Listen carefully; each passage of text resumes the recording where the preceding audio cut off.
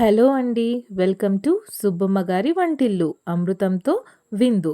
ఈరోజు మన ఛానల్లో బీరకాయ పొట్టు టమాటో పచ్చడి ఎలా చేయాలో ఇప్పుడు చూద్దాం. ముందుగా బీరకాయ పొట్టును ఇలా కట్ చేసుకొని కడిగి పక్కన పెట్టుకోవాలి. చాలామంది ఇది వేస్ట్ అనుకొని పాడేస్తారండి, కానీ ఇలా పచ్చడి చేసుకుంటే చాలా రుచిగా ఉంటుంది. ముందుగా 3 టమాటోలు, చిన్న నిమ్మకాయ అంత సైజ్ చింతపండును తీసి పక్కన పెట్టుకోవాలి. ఇప్పుడు పోపు కోసం 1 టేబుల్ స్పూన్ మినపప్పు, 1 టేబుల్ స్పూన్ నువ్వులు, కొద్దిగా కరివేపాకు, 6-7 వరకు ఎండుమిర్చి, హాఫ్ టీ స్పూన్ జీలకర్ర, 5-6 వరకు వెల్లుల్లి రెబ్బలు తీసుకొని పక్కన పెట్టుకోవాలి. ఎండుమిర్చి మీకు కారంకి సరిపడా వేసుకుంటే సరిపోతుంది. ఇప్పుడు ఒక ప్యాన్లో ఆయిల్ హీట్ చేసుకున్న తర్వాత అందులో వెల్లుల్లి వేసుకొని ఫ్రై చేసుకోవాలి. వెల్లుల్లి ఫ్రై అయిన తర్వాత అందులో ముందుగా మనం తీసి పెట్టుకున్న పోపు దినుసులు అన్నీ కూడా వేసుకొని ఫ్రై చేసుకోవాలి. ఇవి అన్నీ ఫ్రై అయిన తర్వాత అప్పుడు ఎండుమిర్చి కూడా వేసుకొని మీడియం ఫ్లేమ్లో పెట్టుకొని జాగ్రత్తగా ఫ్రై చేసుకోవాలి. అవి మాడితే ఫ్లేవర్ అన్నది చేంజ్ అయిపోతుంది. సో మాడకుండా మీడియం ఫ్లేమ్లో పెట్టుకొని కలుపుతూ ఫ్రై చేసుకోవాలి.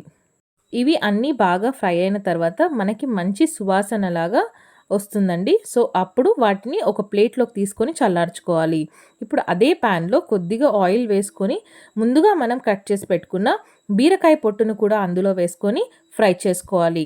ఒక 5-10 మినిట్స్ దాన్ని ఫ్రై చేసిన తర్వాత అందులో టమాటో, చింతపండు కూడా వేసుకొని ఫ్రై చేసుకోవాలి.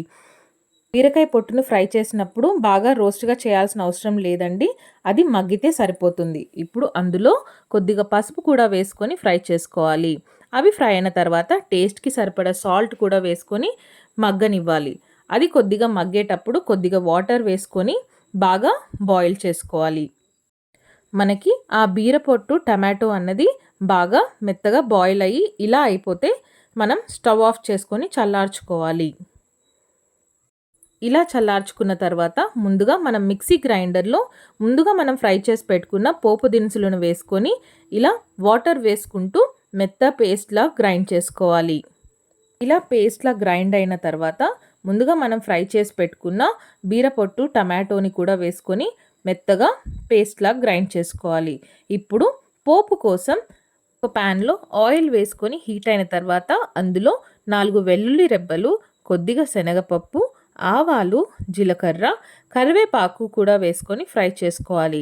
అవి కొద్దిగా ఫ్రై అయిన తర్వాత అందులో కొద్దిగా ఎండుమిర్చి, కొద్దిగా ఇంగువను కూడా వేసుకొని ఫ్రై చేసుకోవాలి. అవి ఫ్రై అయిన తర్వాత ముందుగా మనం చేసి పెట్టుకున్న పచ్చడిలో ఆ పోపు వేసుకొని కలుపుకుంటే ఎంతో టేస్టీ బీరకాయ పొట్టు టమాటో పచ్చడి రెడీ అయినట్టే.